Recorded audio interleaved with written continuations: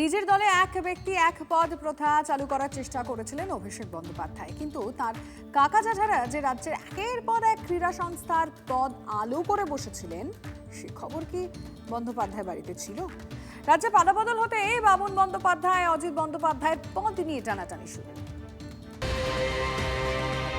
সালটা 2020 ডিসেম্বর মাসে কলকাতা ময়দান উত্তপ্ত হয়ে ওঠে দুই ভাইয়ের লড়াইয়ে। কে হবেন বেঙ্গল অলিম্পিক অ্যাসোসিয়েশনের সচিব? স্বপন বনাম অজিত বন্দ্যোপাধ্যায়ের লড়াই। প্রাক্তন মুখ্যমন্ত্রী মমতা বন্দ্যোপাধ্যায়ের দুই ভাই রাজ্যের একাধিক ক্রীড়া সংস্থায় দাপিয়ে বেরিয়েছেন, বিশেষত স্বপন ওরফে বাবুন বন্দ্যোপাধ্যায়। তালিকা দেখলে চোখ কপালে উঠবে।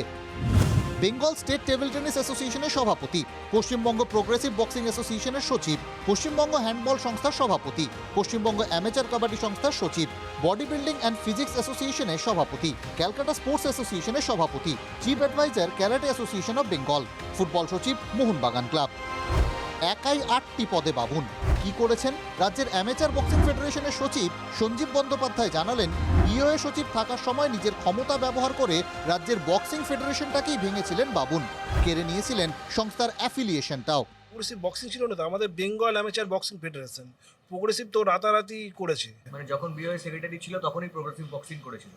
হ্যাঁ, টাকা আমাদের অ্যাকাউন্টে 4 লাখ টাকা ছিল, সব তুলে নিয়েছে। প্রত্যেক বছর 5 লাখ টাকা করে আসে, কোনো হিসাব দিতে পারবো? আমি বিওএ, আমি বক্সিং সংস্থা, আমি টেবিল টেনিস, আমি সব।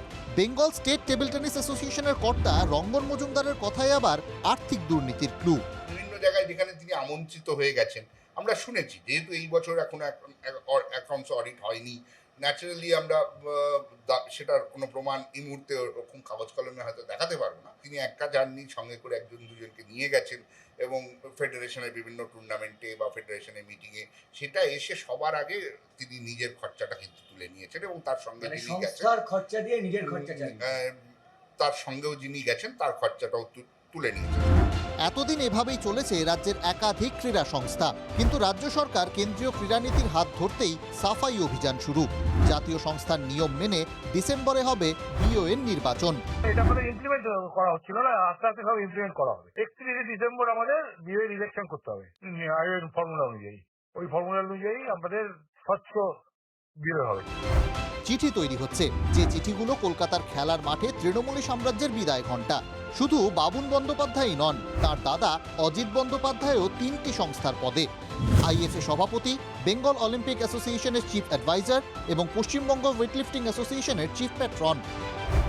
বেঙ্গল হকি সংস্থা ও জুডো সংস্থার সভাপতি পদে আছেন রাজ্যের প্রাক্তন মন্ত্রী সুজিত বসু। দেবাশিস কুমার আছেন বেঙ্গল অ্যামেচার সুইমিং অ্যাসোসিয়েশনের সভাপতি পদে। রাজ্যের ভলিবল সংস্থার সভাপতি ফিরহাদ হাকিম। আইএফএ সহসভাপতি পদে প্রাক্তন ক্রীড়ামন্ত্রী অরূপ বিশ্বাসের ভাই স্বরূপ বিশ্বাস। অভিযোগ, তৃণমূলের রাজনীতির হাত ধরে ঘুঘুর বাসা তৈরি হয়েছে রাজ্যের খেলার মাঠে। আমরা সিদ্ধান্ত নিয়েছি যে স্পোর্টসে যেমন আমরা কোনো রকম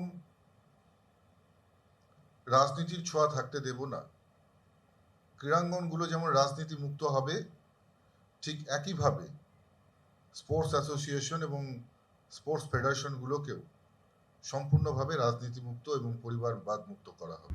ময়দানের যে সমস্ত জায়গায় ঘুঘুর বাসা ছিল, সেই সমস্ত ঘুঘুর বাসা ভাঙতে তৎপর এই রাজ্যের নতুন সরকার।